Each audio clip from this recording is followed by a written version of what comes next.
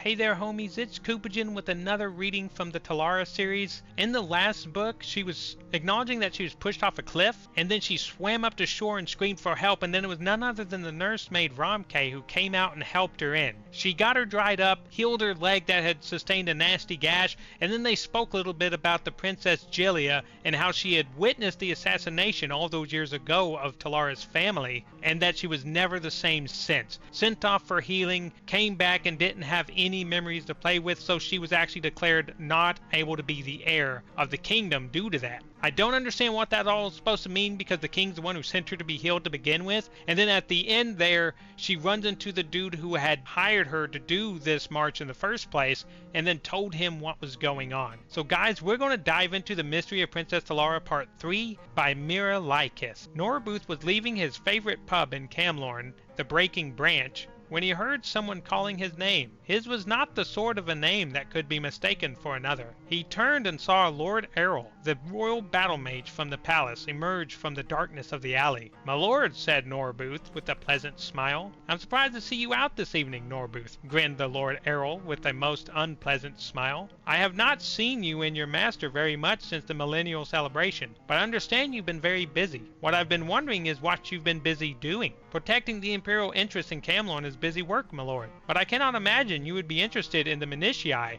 of the ambassador's appointments." "But I am," said the battle mage, "especially as the ambassador has begun acting most mysteriously, most undiplomatically lately, and I understand that he has taken one of the whores from the flower festival into his house. I believe her name is Gyna?" Norbooth shrugged. "He's in love, I would imagine, my lord. It can make men act very strangely, as I'm sure you've heard before." "She is a most comely wench," laughed Lord Errol. "Have you noticed how much she resembles the late Princess Talara?" "I've only been in Camlorn for 15 years, my lord. I never saw her late majesty," which I'm not fully sure how you can make a connection between this full-grown woman and a child from 20 years before at least. So that part confuses me a little. How does he see a resemblance there? But who knows, maybe there's something distinct about how she looked as a child that she carried on into adulthood. Now I could understand if he had taken to writing poetry, but what man in love spends his days in the kitchens of the palace talking to old servants? That hardly sounds like molten passion to me, even based on my limited experience. Lord Errol rolled his eyes. "And what is this business he now has in, what is the name of that village? Umbington?" replied Norbooth, and immediately wished he hadn't. Lord Errol was too canny an actor to reveal it, but Norbooth knew at the pit of his stomach that the battle mage did not even know Lord Strale had left the capital. He had to get away to let the ambassador know, but there was still a game to be carefully played. He's not leaving for there until tomorrow. I believe it's just to put a stamp on some deed that needs the imperial seal. Is that all? How tedious for the poor fellow. I suppose I'll see him when he returns then." Lord Errol bowed. "Thank you for being so informative. Farewell." The moment the royal battle mage turned the corner, Norbooth leaped onto his horse. He had drunk 1 or 2 ales too many, but he knew he must find his way to Umbington before Lord Errol's agents did. He galloped east out of the capital, hoping there were signs along the road. Seated in a tavern that smelled of mildew and sour beer, Lord Strale marveled at how the Emperor's agent, Lady Brasinia, always found the most public of places for her most private of conferences. It was harvest time in Umbington, and all of the field hands were drinking away their meager wages in the noisiest of fashions. He was dressed appropriately for the venue, rough trousers and a simple peasant's vest, but he still felt conspicuous. In comparison to his 2 female companions, he certainly was. The woman to his right was used to frequenting the low places of Daggerfall as a common prostitute. Lady Brasinia to his left was even more clearly in her element. "By what name would you prefer I call you?" Lady Brasinia asked solicitously. "I am used to the name Gyna, though that may have to change," was her reply. "Of course it may not. Gyna the whore may be the name writ on my grave." Oh gosh, that would be rough, wouldn't it? I hope not. Hope she gets a little bit better of a name on her grave. "I will see to it that there is no attempt on your life like the flower festival." Lord Strale frowned. "But without the Emperor's help, I won't be able to protect you forever. The only permanent solution is to capture those who would do you harm and then to raise you to your proper station. Do you believe my story?" Gyna turned to Lady Brisiana. "I've been the Emperor's chief agent in High Rock for many years now, and I've heard few stranger tales. If your friend the ambassador hadn't investigated and discovered what he has, I would have dismissed you outright as a madwoman." Brisinia laughed, forcing a smile onto Gyna's face to match. But now, yes, I do believe you. Perhaps that makes me the mad woman. Will you help us? Asked Lord Strale simply. It is a tricky business interfering with the affairs of the provincial kingdoms. Lady Brasinia looked into the depths of her mug thoughtfully. Unless there is a threat to the Empire itself, we will find it is best not to meddle. What we have in your case is a very messy assassination that happened 20 years ago, and its aftermath. If His Imperial Majesty involved himself in every bloody hiccup in the succession in each of his 1,000 vassal kingdoms, he would never accomplish anything for the greater good of Tamriel. I understand, murmured Gyna. When I remembered everything, who I was and what happened to me, I resolved to do nothing about it. In fact, I was leaving Camlorn and going back home to Daggerfall when I saw Lord Strale again. He was the one who began this quest to resolve this, not me. And when he brought me back, I only wanted to see my cousin to tell her who I was, but he forbade me. It would have been too dangerous, growled Strale. We still don't know yet the depths of the conspiracy. Perhaps we never will.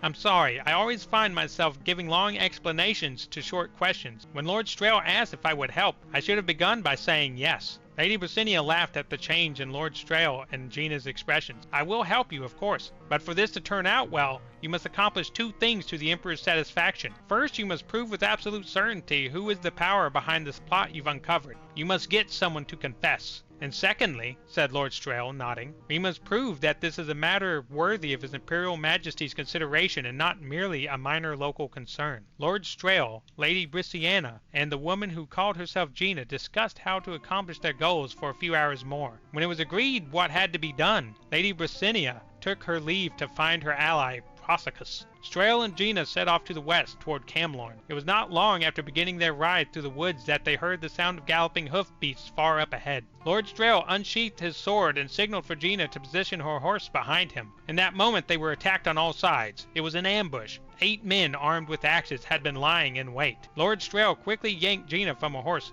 Pulling her behind him, he made a brief, deft motion with his hands. A ring of flame materialized around them and rushed outward, striking their assailants. The men roared in pain and dropped to their knees. Lord Strale jumped the horse over the closest one and galloped at full speed westward. I thought you were an ambassador, not a mage, laughed Gyna. I still believe there are times for diplomacy, replied Lord Strale. The horse and rider they had heard before met them on the road. It was Norbuth. My lord, it's the royal battle mage. He found out you two were in Umbington. With considerable ease, I might add. Lord Errol's voice boomed out of the woods. Norbuth, Gyna, and Lord Strale scanned the dark trees, but they showed nothing. The battle mage's voice seemed to emanate from everywhere and nowhere. I'm sorry, my lord, groaned Norbuth. I tried to warn you as soon as I could. In your next life, perhaps you remember not to trust your plans to a drunkard, laughed Lord Errol. He had them in his sight, and the spell was unleashed. Norbuth saw him first, by the light of the ball of fire that leapt from his fingertips. Later, Lord Errol was to wonder himself what the fool had intended to do. Perhaps he was rushing forward to pull Lord Strale off the path. Perhaps he was trying to flee the path of destruction, and had simply moved left when he should have moved right. Perhaps, as unlikely as it seemed, he was willing to sacrifice himself to save his master. Whatever the reason, the result was the same. He got in the way. There was an explosion of energy that filled the night, and an echoing boom that shook birds from the trees for a mile around. On the few square feet where Norbuth and his horse had stood was nothing but black glass. They had been reduced to less than vapor. Gyna and the Lord Strale were thrown back. Their horse, when it recovered its senses, galloped away as fast as it could.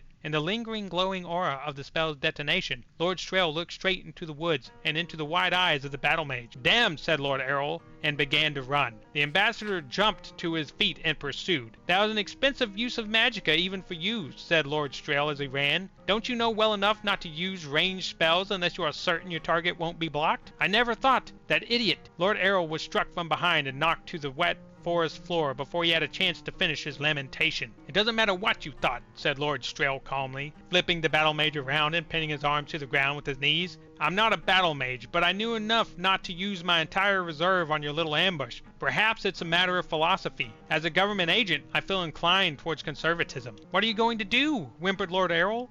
Norbuth was a good man, one of the best, and so I'm going to hurt you quite a lot. The ambassador made a slight movement, and his hands began to glow brightly. That's a certainty. How much more I'm going to hurt you after that depends on what you tell me. I want to hear about the former Duke of Aloyne. What do you want to know? Lord Errol screamed. Let's start with everything, replied Lord Strale with a perfect patience. Oh, goodness. Dude tried to get the jump on them. Norbuth turned out to be a hero, the ultimate sacrifice, and threw himself in front of a powerful fireball that eviscerated him. turned him into nothingness, vaporized him even. But it gave Lord Strale the ability to take down Errol. Now he's about to torture the dude, get some information out of him, figure out what's going on, because this dude's clearly part of the conspiracy, and he just put himself right there in harm's way to try to end the issue that he had came across just to get captured. So hopefully that means that some bigger plots are going to be revealed, and we'll see where it all leads. With that, guys, I thank you for joining me on another book from the Talara series. I appreciate you bunches. Hit that like button if you really enjoyed this, and maybe even the subscribe button so that you can see more of these when they get ready. But until then, I hope you have a good one. Appreciate you guys and have fun. Thank you and bye-bye.